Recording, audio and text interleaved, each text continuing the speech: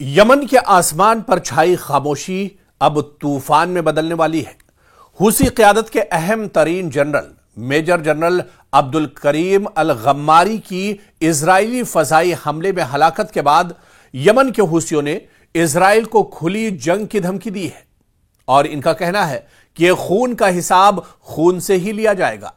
General अल गम्मारी की शहादत ने हुसी क़यादत को न सिर्फ गम और गुस्से की आग में धकेल दिया है, बल्कि अब वो इजराइल के वजूद को निशाना बनाने की बात कर रहे हैं। यमन के हुसियों का कहना है कि इनके फौजी सरबराह मोहम्मद अब्दुल करीम अल गम्मारी एक इजरायली फजाई हमले में हलाक हो गए हैं।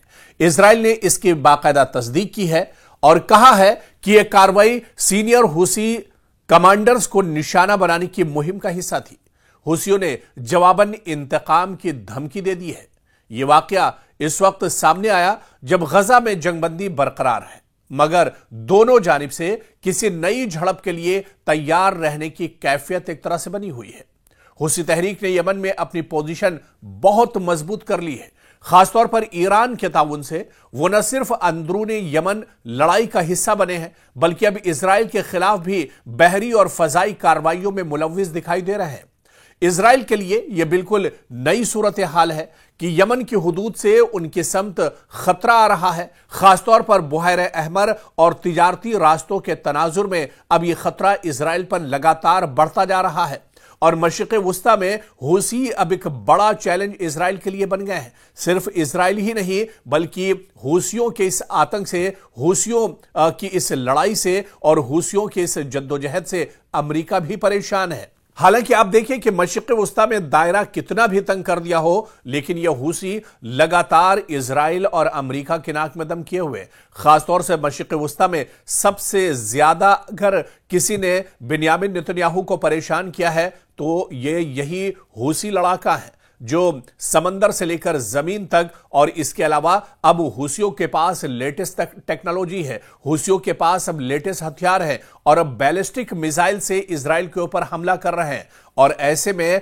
अब हुसियों ने एक बड़ा चैलेंज दिया है। हुसियों ने अब बड़ी धमकी इजराइल को एक तरह से दी है और ऐसे में बिन्यामिन नेतन्याहू की मुश्किलें और ज्यादा बढ़ गई हैं।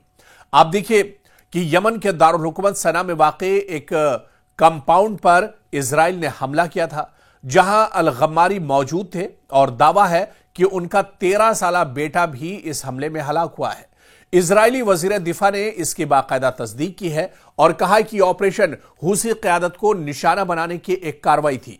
हुसियों ने इस हमले के बाद बड़ा हिसाब देने का इशारा दिया है और यानी इम्कान है कि अब वो इजराइल या इसके मफादात को निशाना बनाने में मजीद सरगर्म होंगे और एक तरह से हुसियों ने खुली धमकी इजराइल को दी है। बिन्यामिन नेतन्याहू की मुश्किलें और ज्यादा अब मशरिक़ वुस्ता में बढ़ सकती है। आप देखिए कि इलाकाई सतह पर अगर हुसी इजराइल के खिलाफ बहरी या फजाई हमले बढ़ाएंगे तो ये फिलिस्तीन इजराइल तनाज़े के साथ तीसरे महाज की सूरत अख्तियार कर सकता है। गजा लबनान के बाद यमन भी अब एक तरह से लड़ाई में सीधे तौर पर आ सकता है। बुहैर अहमर और बाबुल मंदुब के करीब कशीदा सूरत हाल आलमी तिजारती रास्तों को और ज्यादा मुतासिर कर सकती है। खासतौर पर तेल और बहरी जहाजों की नकलो हमल पर इसका सीधा असर पड़ सकता है।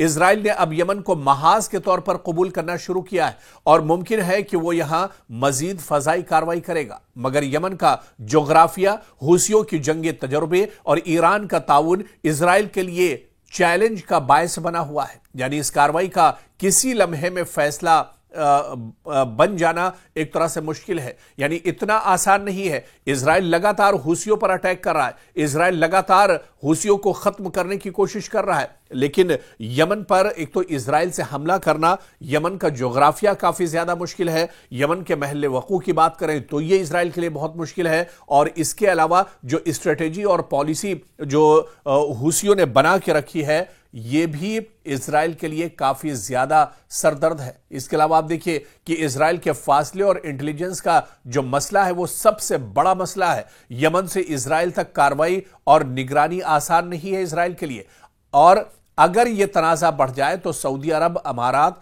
ईरान और दूसरी ताकतें इस जंग में सीधे तौर पर मुदाखलत कर सकती हैं, जो पूरे खित्ते के लिए एक बहुत बड़ा खतरा होगा।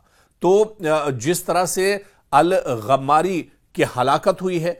इजराइल ने बाकायदा इसकी तस्दीक की है, हूसियों ने इसकी तस्दीक कर दी और हूसियों ने इस हलाकत के बाद, मेजर जनरल गम्मारी की हलाकत के बाद, अब एक तरह से हूसियों ने खुला चैलेंज इजराइल को दिया है और इजराइल से कहा है कि वो बड़े खतरे के लिए तैयार रहे।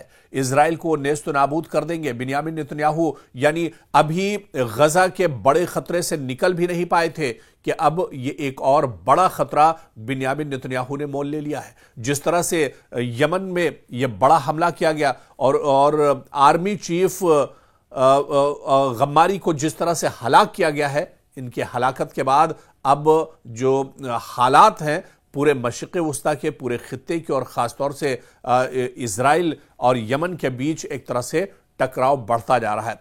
हालांकि इससे पहले भी आप देखिए कि इजराइल लगातार हूसियों को ख़त्म करने के लिए हमले करता रहा है, लेकिन हूसियों की जो रणनीति है, इनका जो रोड मैप है, इसके पीछे इजराइल की एक भी नहीं चल पाती है।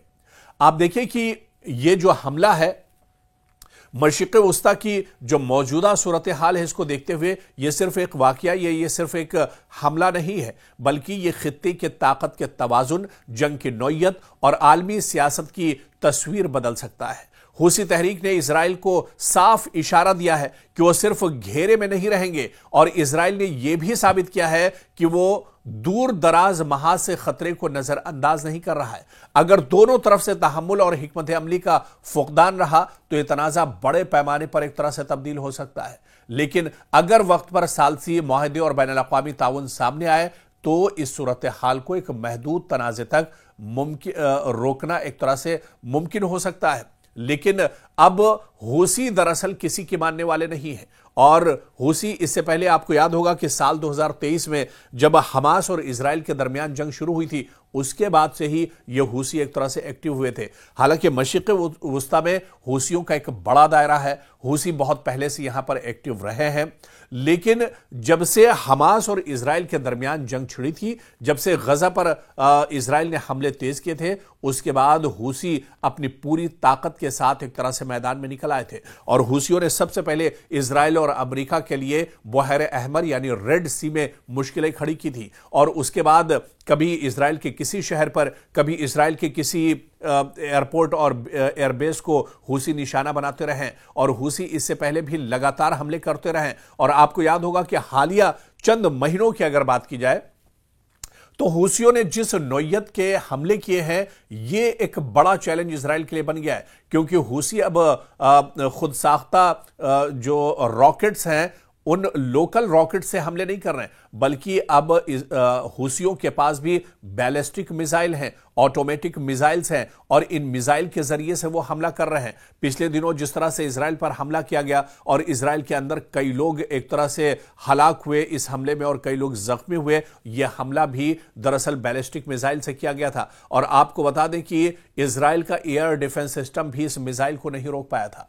तो कहीं ना कहीं मुश्किलें इजराइल की लगातार बढ़ती जा रही हैं और हालिया दिनों अल गम्मारी की हलाकत के बाद जो गुस्सा हूसियों के अंदर है, जो नाराजगी हूसियों के अंदर है, हूसियों ने एक तरह से खुली धमकी इजराइल को दे दी है, बिन्यामिन नेतन्याहू को धमकी दे दी है कि अब वो सिर्फ बातें नहीं करेंगे, अब वो छोटे मोटे हमले नहीं करेंगे, बल्कि अब इजराइल एक बड़ी जंग के लिए तैयार रहे, इजराइल अब बड़ी तबाही के लिए तैयार रहे। यानी एक इशारा है हूसियों की तरफ से कि आने वाले दिनों में वो पूरी ताकत के साथ इजराइल को टारगेट करेंगे, इजराइल के जो मफादात हैं उस पर एक तरह से टारगेट करेंगे, इजराइल के जो सिक्योरिटी फोर्सेस के जो अड्डे हैं उसे एक तरह से टारगेट किया जाएगा। यानी इजराइल की मुश्किलें बढ़ेंगी। बिन्यामिन नेतन्याहू एक जंग से निकल नहीं पाए हैं कि अब हूसियों की नाराजगी भी बिन्यामिन नेतन्याहू को आने वाले दिनों में झेलनी पड़ेगी।